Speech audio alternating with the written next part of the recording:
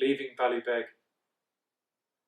The slowed down striptease of September has begun to turn our thoughts from sun to cold again.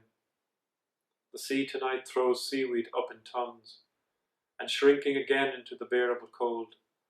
I think of you tonight, of how we've grown, estranged because I became a spiritual drain.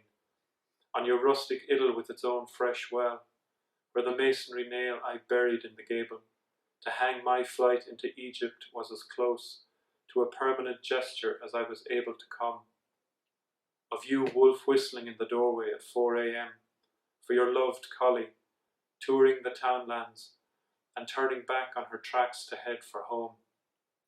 Of the shock of the sound of you in your room, your heart-rending existential grief that left me capable of little else except making more tea. Of your landlord who can't bring himself to sell on account of his ties to the place, his habit of waving a work-thickened finger at the front bedroom door and declaiming, 70 years ago, my mother behind that door had me, dropping the plural, but not to sound more country. Which of us amen could say the same, or for that matter wants to? There's hardly room to swing a cat in there, let alone have Pat. Whatever became of that gallant little Belgian who preceded me, of the plans he harboured to petition for a dehumidifier, the neck, then vanishing within months because of damp?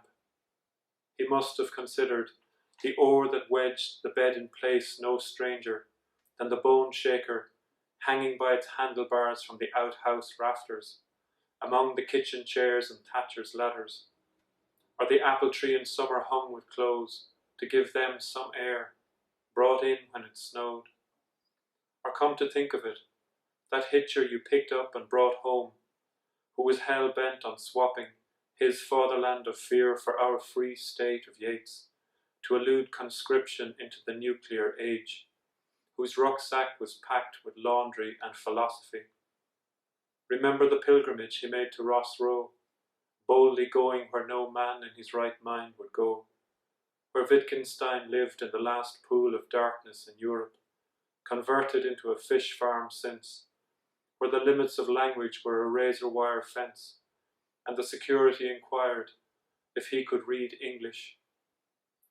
Tonight is Cine Club night, and you are abroad, at the east-facing gable, twiddling a pair of rabbit's ears in the hopes of a film on T.G. Cahir or RTE by one of the great Ks, Kieslowski, Kiarostami, and the other two who always elude me, at the place where your garden came up trumps, that legendary summer when the sun won tenure for months, and you took pains to empty presses of bedspreads and linen to range fat tomatoes on the slats to ripen.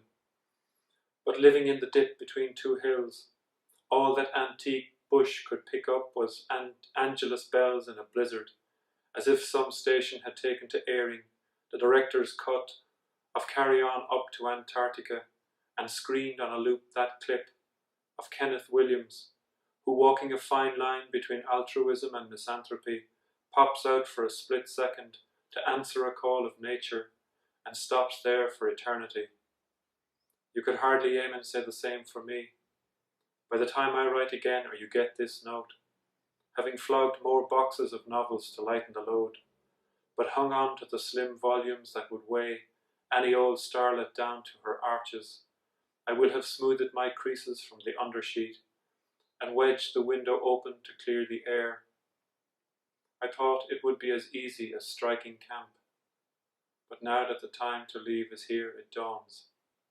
Emir Costa Rica, Akira Kurosawa, I am leaving home, going as I came, under my own steam.